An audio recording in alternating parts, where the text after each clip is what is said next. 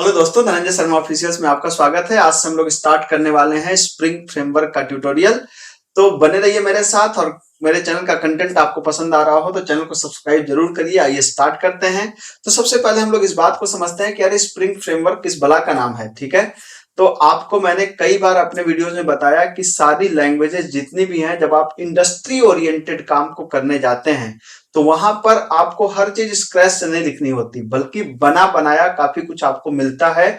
और जो बनी बनाई क्लासेस या एपीआईज या जो सारी चीजें होती हैं, जो आपको पहले से ही बन के मिलती है, एक आर्किटेक्चर पहले से ही बन के मिलता है, उसको बोलते हैं फ्रेमवर्क। मतलब जब आप फ्रेमवर्क के थ्रू किसी भी डेवलपमेंट को करते हैं तो आपका सॉफ्टवेयर डेवलपमेंट बहुत ही फास्ट हो जाता है।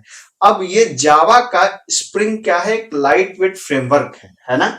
इसका क्या मतलब है कि अब अगर आपने कोर जावा पढ़ रखी है, एडवांस जावा में आपने जेएसपी सर्वलेट पढ़ रखा है, अब आपको कंपनी में काम करना है तो कंपनी में सीधा जेएसपी पे काम नहीं होता, कंपनी में किसी फ्रेमवर्क पे काम होता होगा, तो वो फ्रेमवर्क स्प्रिंग भी हो सकता है। ठीक है, या स्प्रिंग का और मॉडिफाइड वर्जन स्प्रिंग बूट हो सकता है। तो स्प्रिंग से स्टार्ट करके हम लोग बढ़ेंगे स्प्रिंग बूट की तरफ। ठीक है, अब ये एक फ्रेमवर्क जो है ना, ये एक कोई फ्रेमवर्क नहीं है, ये फ्रेमवर्क का फ्रेमवर्क है। मतलब इसके अंदर जो तमाम फ्रेमवर्क्स थे जावा के पहले, जैसे स्ट्रट्स था एक फ्रेमवर्क, हाइबरनेट था एक फ्रेमवर्क, ठीक है, ये टेपेस्ट्री फ्रेमवर्क है, ईजेबी, ये सारे फ्रेमवर्क को मिलाकर एक स्प्रिंग फ्रेमवर्क बना है। मतलब आप स्प्रिंग फ्रेमवर्क के अंदर आप सब कुछ अप्लाई कर सकते हैं। आप स्ट्रट्स की प्रोग्रामिंग भी कर सकते हैं, आप हाइबरनेट की प्रोग्रामिंग भी कर सकते हैं। मतलब सब कुछ आप एक ही फ्रेमवर्क के अंदर कर सकते हैं, अलग अलग को कॉन्फ़िगर करने की जरूरत नहीं है। ठीक है, और ये ढेर सारे मॉड्यूल्स आपको देता है, जैसे आईओसी, इन्वर्जन ऑफ कंट्रोल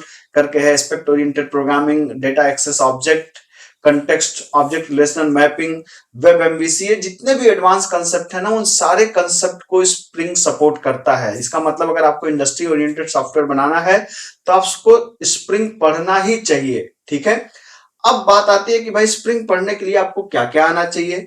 तो स्प्रिंग पढ़ने के लिए आपको कम से कम कोर जावा तो आनी ही चाहिए। बिना कोर जावा आए हुए आप स्प्रिंग को नहीं पढ़ सकते। आपको बेसिक वेब की समझ होनी चाहिए, एचटीएमएल सीएसएस जावास्क्रिप्ट, आपको उसकी थोड़ी समझ होनी चाहिए।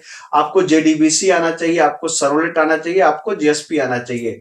तो देर किस बात की, अगर आपको ये सब नहीं भी आती तो कोई चिंता की बात नहीं है। मैंने एडवांस जावा, कोर जावा की दो अलग अलग प्लेलिस्ट बना रखी है, आप उसको देखिए, शानदार कंटेंट है। और कहीं भी कोई कमी नजर आए तो मुझे बताइए कि सर ये आप और अपडेट कर दीजिए। मैं हमेशा हाजिर हूं आपके कंटेंट को और बेहतर करने के लिए।